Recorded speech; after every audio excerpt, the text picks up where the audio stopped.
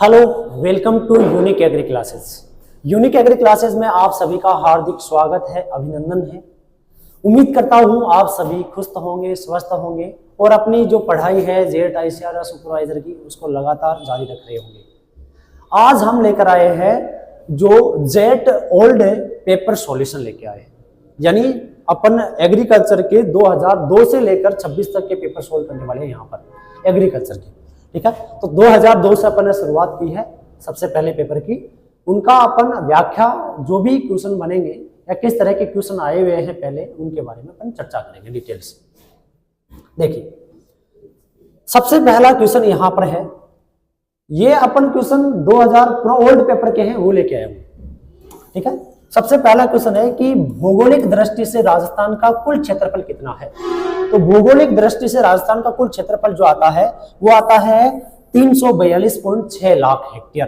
कौन सा आएगा?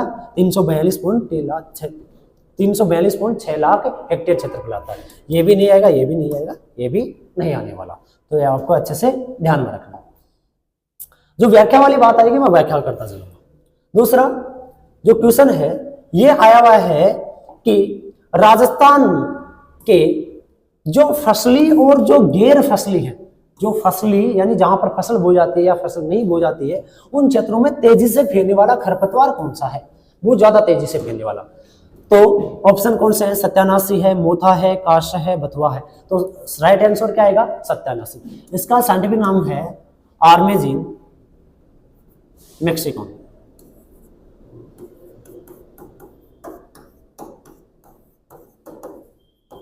आर्मेजिन मैक्सिकन। मोथा, कांस, इसका है मोथा का साइप्रस रोटेंडस। बथुआ का क्या है? Chenopodium album.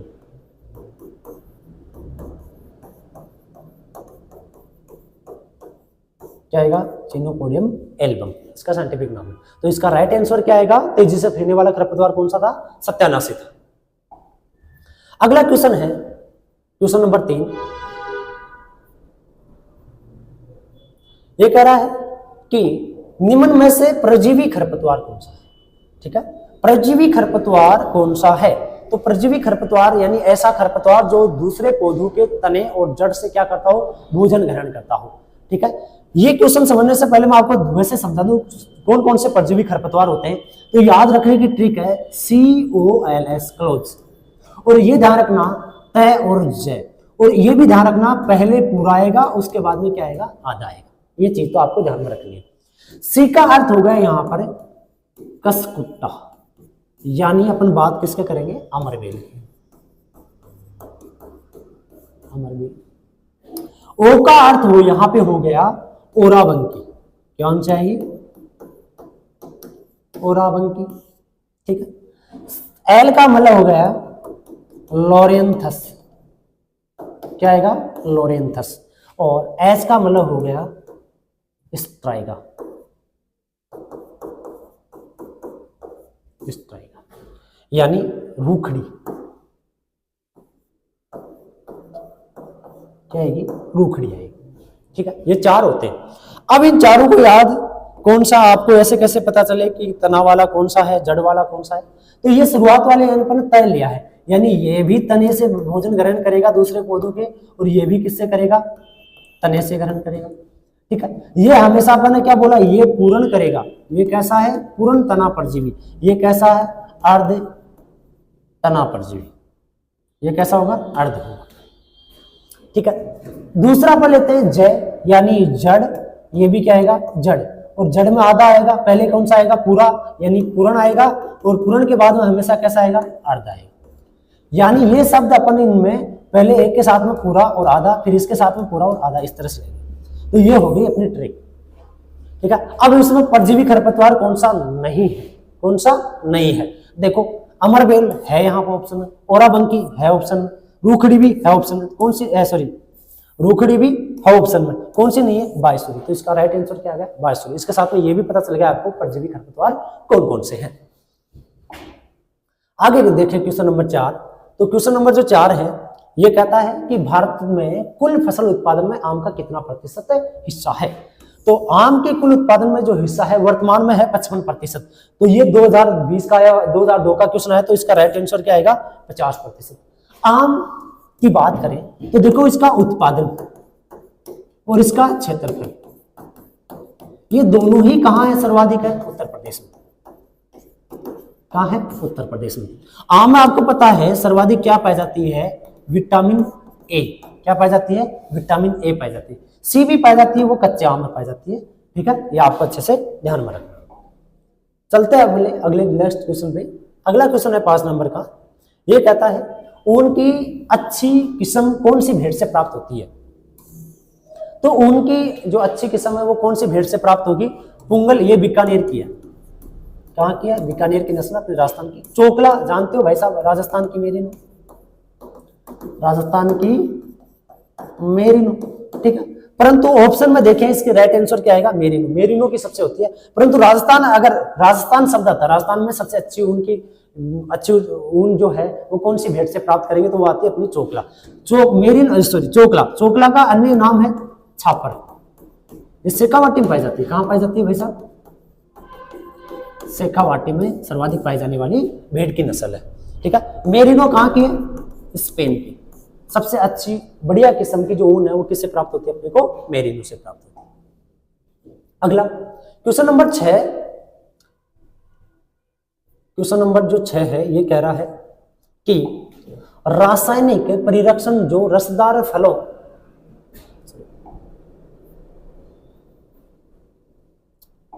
रासायनिक परिरक्षण जो रसदार फलों, ठीक है, फल रसों और जो स्वेक्स होता है यानी जो पानक होता है, पानक को परिरक्षित करने के लिए उपयोग में लिया जाता है। तो आप ये ध्यान रखना, पानक शब्द आ गया मतलब कैसा? रंगीन फलों की बात कर रहे हैं। किसकी? रंगीन फलों की। एक होता है रंगहीन फल। कौन से फल आते हैं? रंगहीन। तो रंगहीन जो भी आता है उन रंगहीन में रासायनिक रूप से परिरक्षित करने के लिए अपन जो काम लेते हैं वो लेते हैं पोटेशियम मेटाबाइसल्फेट। और रंगीन फल होंगे तो उनमें हमेशा कौन सा लिया जाएगा? सोडियम बेंजोएट काम में लिया जाता है। अगला क्वेश्चन है 7 नंबर का। ये कह रहा है बेर पर कलिकायन या जो बडिंग की क्रिया है उसका उपयुक्त समय कौन सा है? बेर में पहली बात तो कौन कौन सी कलिकाएं की जाती है ये ध्यान रखना। एक तो की जाती है टी कलिकायन। कौन सी की जाती है? टी कलिकायन। एक की जाती है छल्ला कलिकायन। एक कौन सी की जाती है? छल्ला कलिकायन। तो इनको करने का उपयुक्त जो समय माना जाता है वो मार्च और अप्रैल माना जाएगा। कौन सा माना जाएगा? मार्च। ये तो फर्स्ट ग्रेड में भी आया था कि जो बेर के लिए सबसे अच्छी जो कलिकायन विधि कौन सी है, तो वो कौन सी आती है? टी कलिकायन। अभी फर्स्ट ग्रेड में आया था ये क्वेश्चन। ठीक है, 2022 वाले में। अगला क्वेश्चन 8 नंबर का जो क्वेश्चन है ये कह रहा है कि जो पशुओं के उपचार में जो मैग्नीशियम जो सल्फेट होता है MgSO4 का उपयोग किया जाता है, तो कफनाशक में, उत्तेजना उत्पन्न करने में, ये भी नहीं है, गैस सहारी के रूप में और रेचक के रूप में। तो मैग्नीशियम सल्फेट का उपयोग किया जाता है रेचक या विरेचक के रूप में। रेचक या विरेचक, एक तो होता है विरेचक हल्के, एक होता है मध्यम, एक तीव्र है। तो ये किस में आएगा? हल्के में, हल्के विरेचक में। ठीक है, अगर मध्यम हल्का पूछता, हल्के में हरा चारा है, सीरा है, उनका उपयोग किया जाता है। ठीक है, या अपन इसबगोल का भूसा है, उनका उपयोग किया जाता है। अगला क्वेश्चन है 9 नंबर का क्वेश्चन। 9 नंबर के क्वेश्चन में जो कह रहा है, 9 नंबर के क्वेश्चन में कह रहा है सिंचित क्षेत्रों के लिए सरसों की बीज दर प्रति हेक्टेयर कितनी होनी चाहिए? ध्यान रखना, असिंचित क्षेत्रों के लिए बोल रहा है। तो असिंचित क्षेत्रों के लिए अगर सिंपल पूछता आपसे तो वो आती 4 से 5 केजी। कितनी आती? 4 से 5। परंतु अपन पढ़ते हैं कि असिंचित क्षेत्रों में जब भी बीज दर या डालेंगे, बुआई करेंगे, तो बीज दर जो होगी उसमें से लगभग 10 से 15% क्या कर देंगे? वर्दी। यानी जो मेन बीज दर होगी उसमें 10 से 15% वर्दी करके डाली जाएगी। तो 10 से 15% वर्दी करेंगे, यानी 5 से ज्यादा वर्दी करेंगे, तो ऑप्शन सही कौन सा माना जाएगा? 6 से 7 तक माना जाएगा। ठीक है, अगला क्वेश्चन है क्वेश्चन नंबर 10। क्वेश्चन नंबर 10 कहता है राजस्थान का शुष्क या बारानी क्षेत्र के अंतर्गत कितना क्षेत्रफल आता है? तो अगर इससे पूछे 1/3, 2/3, आधा, 1/4, ठीक है, तो अपन बोलेंगे कौन सा? 1/3 भाग। कौन सा? 1/3 भाग आएगा, यानी 3 भाग, 3 भाग होंगे तो 2 भाग, यानी 2/3 भाग आएगा। अगर प्रतिशत में पूछता तो कितना आएगा? 70%, 2/3 भाग आएगा। ठीक है, ध्यान में रखना। और वैसे पूछते कि भाई भारत में कितना प्रतिशत क्षेत्रफल आता है, तो भारत में जो आता है 58% जो क्षेत्रफल है भारत में, वो किस में आता है? बारानी में आता है। अगर वैसे पूछता तो 80 मिलियन हेक्टेयर, 80 मिलियन हेक्टेयर जो क्षेत्रफल आता है वो किसके अंतर्गत आता है? बारानी। प्रतिशत में पूछते तो कितना? 58। और इन क्षेत्रों से खाद्यान्न उत्पादन कितना किया जाता है? तो 40% कुल खाद्यान्न उत्पादन किया जाता है। यानी कुल खाद्यान्न का, मैं कह रहा हूं कुल खाद्यान्न का 40% उत्पादन किया जाता है। कितना उत्पादन किया जाता है? 40% उत्पादन किया जाता है। अगर राजस्थान की स्थिति 70%, भारत की स्थिति पूछता, यानी भारत में बारानी क्षेत्र कितना प्रतिशत है? 58%। कुल क्षेत्रफल का कितना है? क्षेत्रफल कितना है? तो 80 मिलियन हेक्टेयर। ठीक है, अगला क्वेश्चन है क्वेश्चन नंबर 11। ये कह रहा है मूंगफली का वानस्पतिक नाम।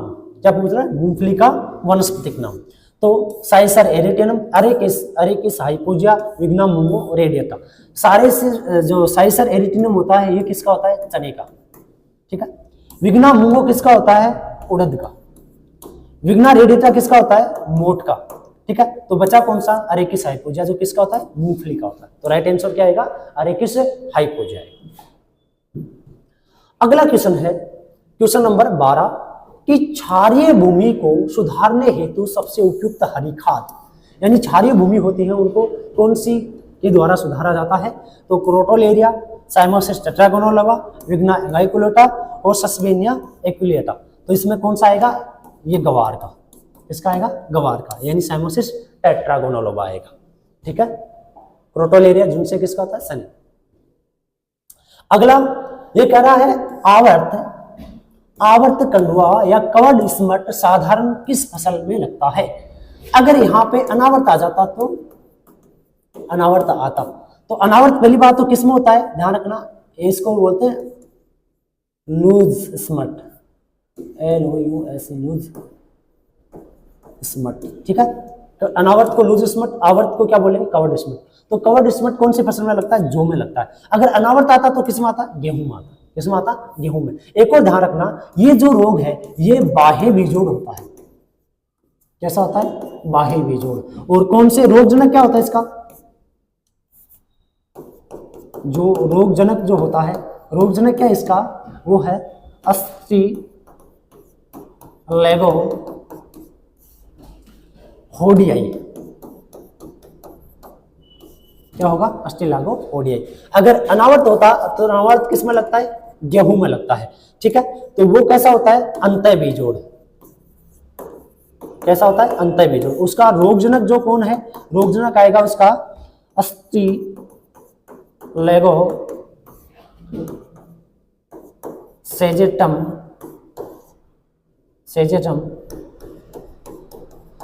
टेट्रिसाई। क्या होता है? सेजेटम टेट्रिसाई होता है। ये गेहूं का होता है। ठीक है, चलते हैं अगले क्वेश्चन पे। अगला जो क्वेश्चन है, ये क्वेश्चन कह रहा है अमरूद के लिए गड्ढा किया जाता है। तो अमरूद क्या, आप सभी को ध्यान रखना। अब यहां से ऑप्शन में देखें तो इसका सही आंसर क्या आएगा? 60/60। परंतु आप ध्यान रखना, जो छोटे आकार के पौधे होते हैं, छोटे आकार के, जैसे अपन पपीता की बात करें, केले की बात करें, फालसा की बात करें, तो उनके लिए जो गड्ढे का आकार है ये 50 गुना 50 सेमी रखा जाएगा। ठीक है, जो मध्यम आकार के होते हैं,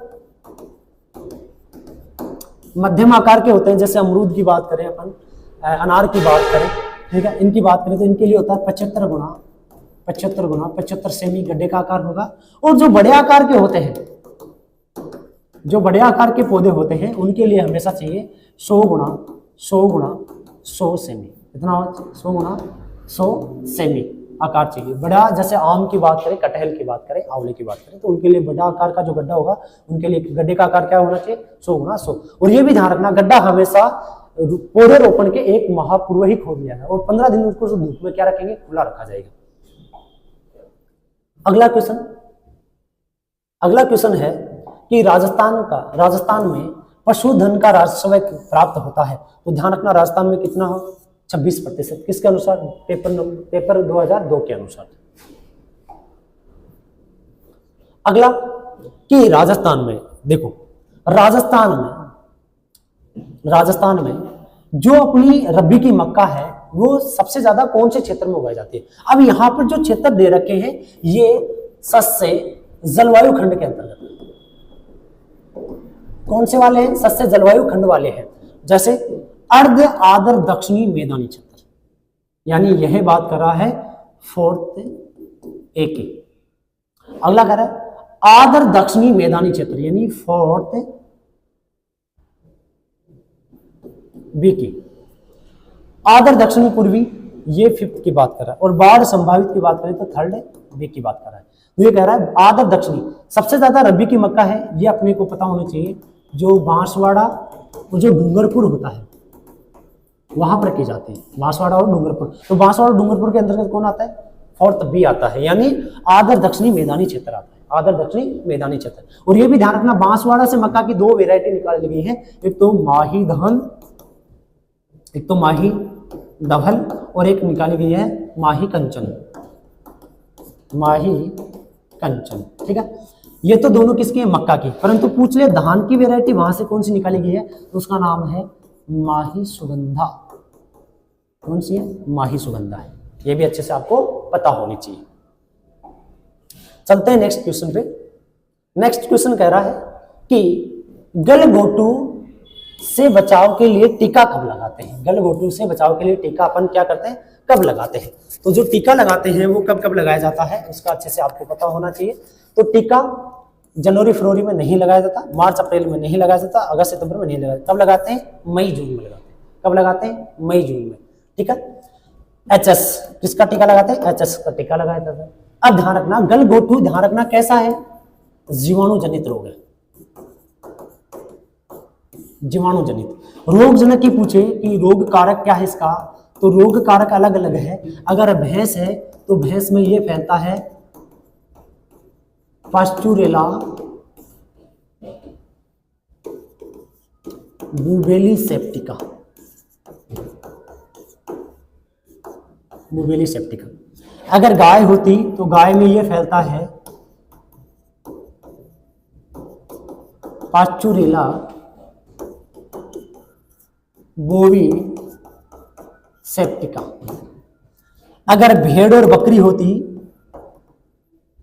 भेड़ और बकरी होती तो उसमें फैलता है पास्चुरेला ओविस, इसके द्वारा ओविस। क्या होता है, ये जाकर शरीर में क्या कर देता है, एक जहर, कौन सी, टोर्मिया, टोर्मिया जहर उत्पन्न कर देता है ये अंदर जाकर शरीर में। ठीक है, जिसके अंदर क्या होता है, गला जो होता है पशु का गला वो घुटने लगता है और गले से घर घर की आवाज आती है। एक और ध्यान रखना, गलघोटू को शिपिंग फीवर भी बोलते हैं। कौन सा रोग बोला जाता है, शिपिंग फीवर रोग भी बोला जाता है। चलते हैं नेक्स्ट क्वेश्चन पे। नेक्स्ट क्वेश्चन जो है 18 का, ये कहता है कि सिंगल सुपर फास्फेट में, सिंगल सुपर फास्फेट में कौन कौन से तत्व पाए जाते हैं, कौन कौन से तत्व होते हैं। तो ध्यान रखना SSP में क्या होता है, देखो मैं पहले बता दूं आपको SSP में होता क्या है। सिंगल सुपर फास्फेट में एक तो पाया जाता है फास्फोरस, ये होता है 16%। एक पाया जाता है कैल्शियम, ये पाया जाता है 19.5%। एक पाया जाता है सल्फर, ये पाया जाता है 12.5%। ठीक है, सिंगल सुपर फास्फेट में। तो आप भी देख लो 3 है, तो 3 किस में, इसमें, तो राइट आंसर क्या है, डी आ गया। आगे अपन बात करें कि राजस्थान राज्य के कुल घरेलू उत्पाद में कृषि का कितना प्रतिशत योगदान है। तो ध्यान रखना कितना प्रतिशत योगदान है, जो राजस्थान की जो GDP है, यानी GDP जो है, GDP में जो कृषि का कितना प्रतिशत योगदान है, तो योगदान कितना है, 30% योगदान। कितना प्रतिशत है, 30% योगदान है। ठीक है, जा सकते हो आराम से, 30% योगदान है। ठीक है, अब इसमें से पूछे कि इसमें से अगर देखें 30% को अपन 100% लेके चले तो उसमें पशुपालन का कितना आता है, 27%। ठीक है, कितना आता है, 27%। ठीक है, आगे अगला 20 नंबर का जो क्वेश्चन है, ये क्वेश्चन है कि दुग्ध मापी में निशान लगे होते हैं। दुग्ध मापी में निशान, यानी दुग्ध मापी का बात करा यहाँ पे लेक्टोमीटर की, इसकी बात कर रहा है लेक्टोमीटर। पहले तो ये पता होना चाहिए लेक्टोमीटर करता क्या है, ये दूध का अपेक्षित घनत्व ज्ञात करता है। दूध में क्या करता है, अपेक्षित घनत्व ज्ञात करता है। अब ये कह रहा है इस पर निशान कितने होते हैं, तो निशान कितने होते हैं ध्यान रखना, 0 से लेकर 40 इस तरह की संरचना पाई जाती है, ठीक है, जिस पर 1 से लेकर 40 तक के क्या होते हैं, निशान होते हैं, ठीक है। अगला क्वेश्चन नंबर 21 में कह रहा है एक मृदा का स्थूल घनत्व कितना है, 1.5 ग्राम प्रति सीसी स्क्वायर और कण घनत्व है 2.65 ग्राम सीसी प्रति स्क्वायर, तो इसका रंध्रावकाश प्रतिशतता क्या होगी। अब देखो रंध्रावकाश प्रतिशतता कैसे निकाली जाती है, रंध्रावकाश प्रतिशतता कैसे निकाली जाती है, उसके लिए सूत्र है 100 माइनस स्थूल घनत्व है, 100 माइनस स्थूल घनत्व है बटा कण घनत्व है, बटा कण घनत्व है, ठीक है ना, और गुणे में कितना लग जाएगा 100। इस सूत्र से अपन आराम से अपन क्या निकाल सकते हैं, मृदा की रंध्रावकाश प्रतिशतता निकाली जा सकती है। तो इसकी राइट आंसर क्या आएगी, 43.4 आप निकाल के देख सकते हो। अगला क्वेश्चन है क्वेश्चन नंबर 22, ये कहता है बारानी खेती के लिए जौ की उपयुक्त वैरायटी कौन सी है। पहली बात तो बारानी शब्द है तो ये अपने को ध्यान रखना, जो अपना केंद्रीय बारानी अनुसंधान जो संस्थान है, अनुसंधान जो संस्थान है वो कहाँ स्थित है, तो वो अपना कहाँ है, हैदराबाद में। कहाँ स्थित है, हैदराबाद में स्थित है। और जो कि बारानी क्षेत्र के लिए उपयुक्त जो वेराइटी है वो वेराइटी कौन सी है, RD 31। कौन सी है, RD 31 वेराइटी है। आगे कुछ ज्यादा पहले के पेपर के देखें ना तो उनका भी लेवल ठीक ठाक है जेट का, ठीक है। आजकल भी लगभग इसी तरह के क्वेश्चन आ रहे हैं, बीच में से थोड़े लो टाइप के आ गए थे क्वेश्चन, ठीक है। देखो मरुस्थलीय क्षेत्रों में वायु शरण रोकने के लिए उपयुक्त घास कौन सी है। वायु शरण जानते हो, यानी हवा के द्वारा मृदा के कण एक स्थान से दूसरे स्थान पर क्या होना, स्थानांतरित होना। क्या होना, स्थानांतरित होना, ठीक है। तो वो क्रिया अपनी क्या कहलाती थी, वायु शरण कहलाती थी। यानी वायु हवा के द्वारा, यानी वायु के द्वारा क्या, मृदा के कण क्या होना, मृदा के कण स्थानांतरित होना, वायु शरण। तो उसके लिए कौन सी घास काम में ली जाती है, सबसे ज्यादा सेवन घास। अगला क्वेश्चन है क्वेश्चन नंबर 24। क्वेश्चन नंबर 24 कह रहा है, अगला क्वेश्चन है 24 नंबर का। 24 नंबर के कह रहा है न्यून विश्लेषण उर्वरक जिनमें पोषक तत्व होते हैं। तो उससे पहले आपको पता होना चाहिए इनका वर्गीकरण। वर्गीकरण में क्या है कि प्राथमिक पोषक तत्वों की सांद्रता के आधार पर वर्गीकरण, सांद्रता के आधार पर वर्गीकरण, आधार पर वर्गीकरण, ठीक है। तो सांद्रता के आधार पर वर्गीकरण दो प्रकार का होता है। नंबर 1 तो होता है निम्न, या अपन बोलते हैं न्यून विश्लेषण उर्वरक।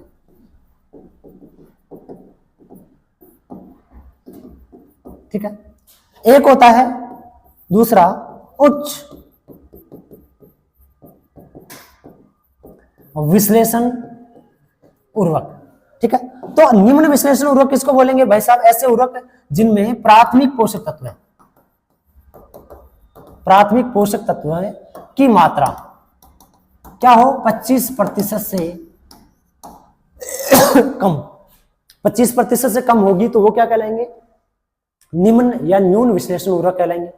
अगर प्राथमिक पोषक तत्वों की मात्रा, प्राथमिक जो पोषक तत्व हैं उनकी मात्रा अगर 25% से क्या होगी, अधिक होगी, तो वो क्या कहलाएंगे, उच्च विश्लेषण उर्वरक कहलाएंगे, ठीक है।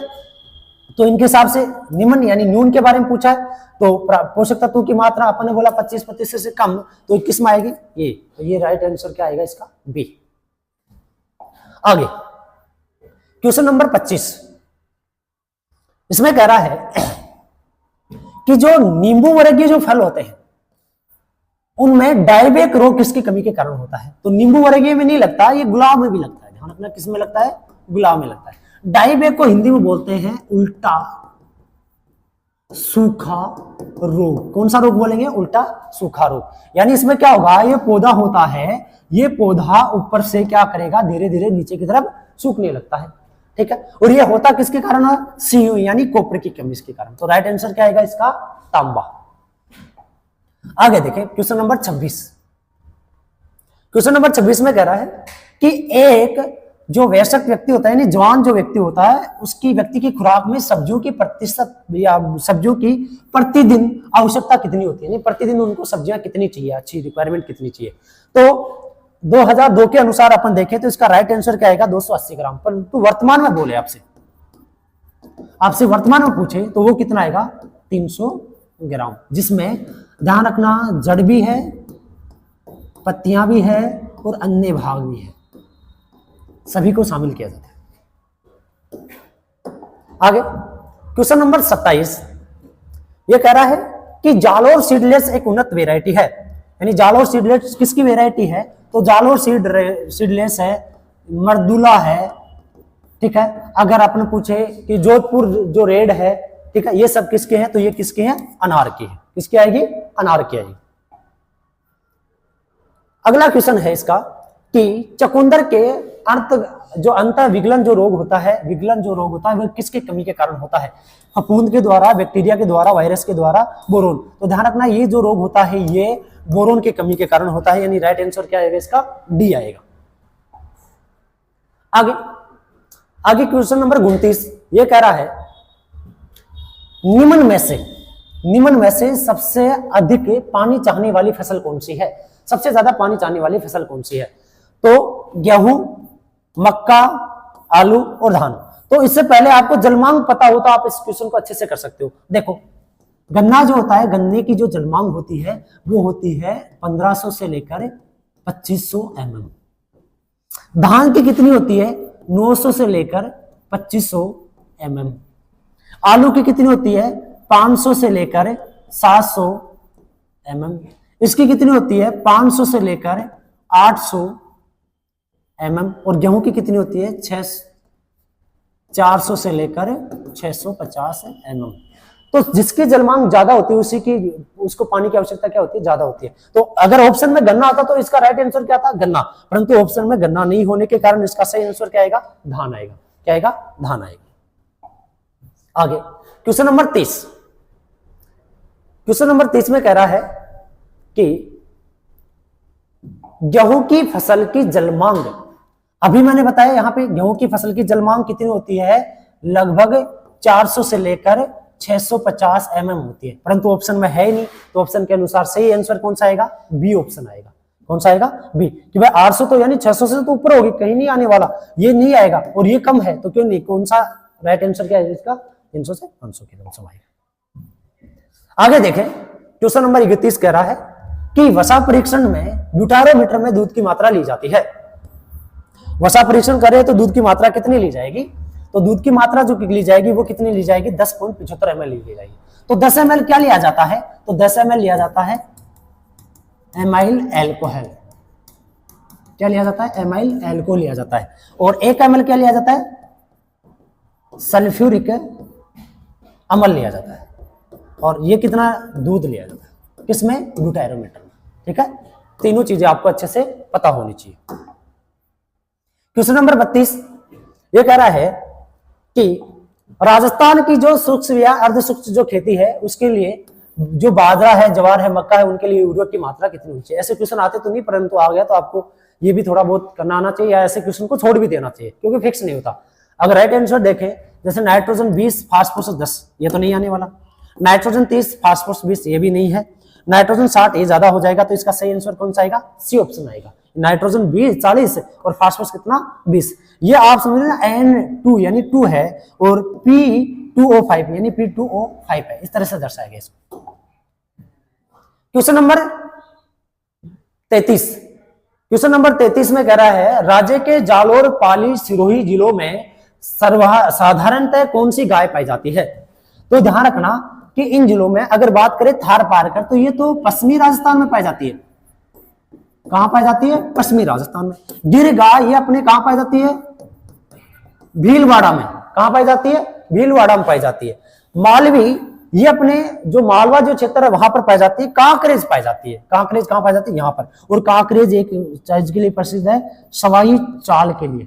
कौन सी चाल के लिए प्रसिद्ध है? सवाई चाल के लिए। और ध्यान रखना, इनमें सींग कैंसर रोग भी होता है।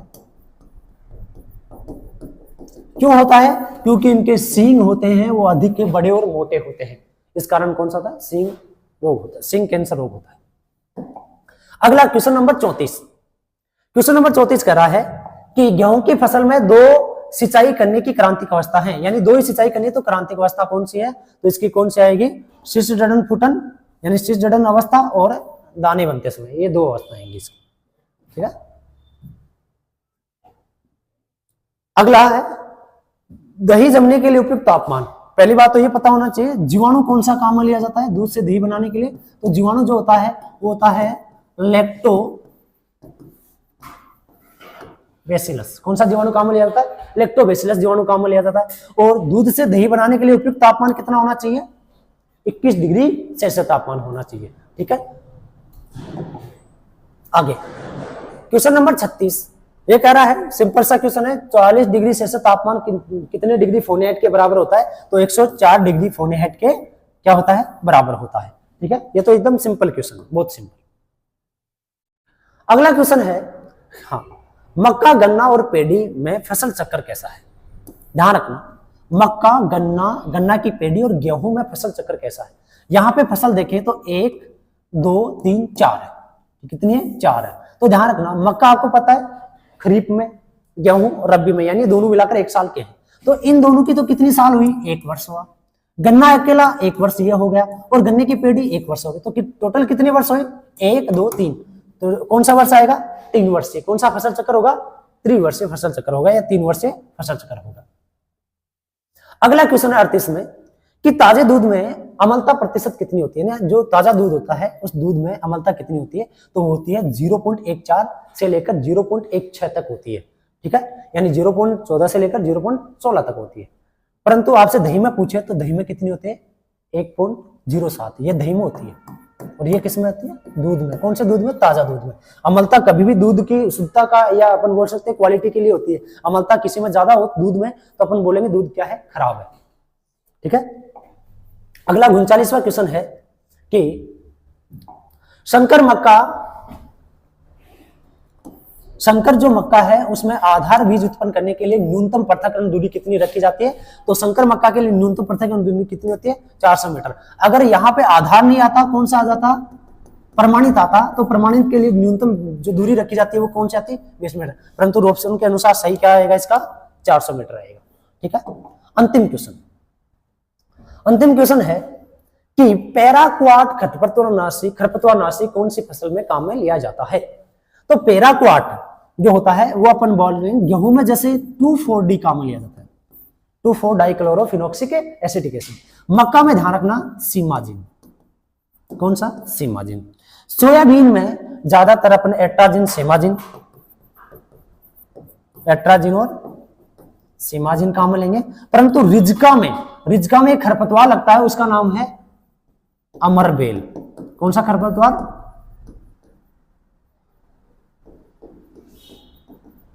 अमरबेल जो खरपतवार होता है, उस खरपतवार नियंत्रण के लिए अपन किसका प्रयोग करते हैं? पैराक्वाट का उपयोग किया जाता है। ठीक है। तो ये थे 2002 जो जेट में एग्रीकल्चर के जितने भी क्वेश्चन थे वो सारे अपन ने कवर कर लिए हैं, देख लिए हैं। अगर ये क्लास आपको अच्छी लगी है तो अपने दोस्तों को और अपने साथ वालों को शेयर करें, और आपको भी अच्छी लगे तो लाइक और सब्सक्राइब करें। ये आपकी सुपरवाइजर और जेट के लिए बहुत इंपॉर्टेंट होने वाली है ये क्लास। ठीक है। जय हिंद, जय भारत।